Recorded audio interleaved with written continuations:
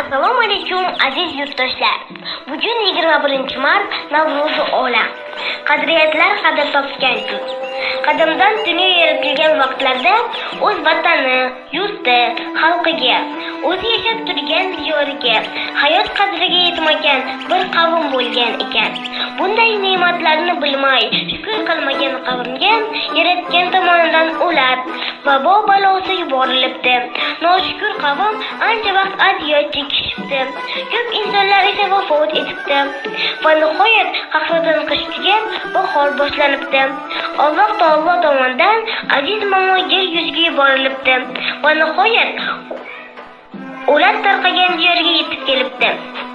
Shunda barcha xalq aziz momoga yalinib, bizni duo qiling deyishibdi. Momo esa Allohga duo qilinglar, Allohdan so'ranglar debdi. Xatolarni tushunib yetgan xalq iltijo qilishibdi. Ikkinchi o'lkaga borsa momo u yerda qurg'oqchilikni, ocharchilikni ko'ribdi.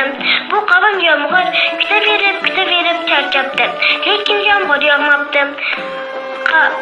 Qavm oqsoqol momolari marosim uyushtirishibdi. Momolar uzun yog'ochlarga ko'ylak kiyib, baland ko'tarishibdi va barcha osmonga qarab qo'shiq kuylashibdi. Yomg'ir yog'sin, ko'l bo'lsin, hosili mazmur bo'lsin deya. Shundan so'ng yomg'ir yog'ibdi. Barcha dardlardan xalos bo'lishibdi. Obi rahmat yomg'iridan keyin mo'l ko'lchilik boshlanibdi.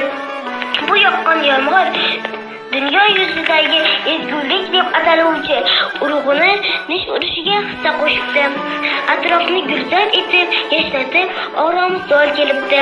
U bir kungina tursa ham, o'lkamizda yil davomida to yanagi yilga qadar go'zallik tarovatini dillarga, ellarga, yer-ko'kka orom bo'luvchi ta'rifga so'z ojiz qiyofani beribdi va yangi kunni qarshilab unga Navro'z, yangi kun deya nom berishibdi.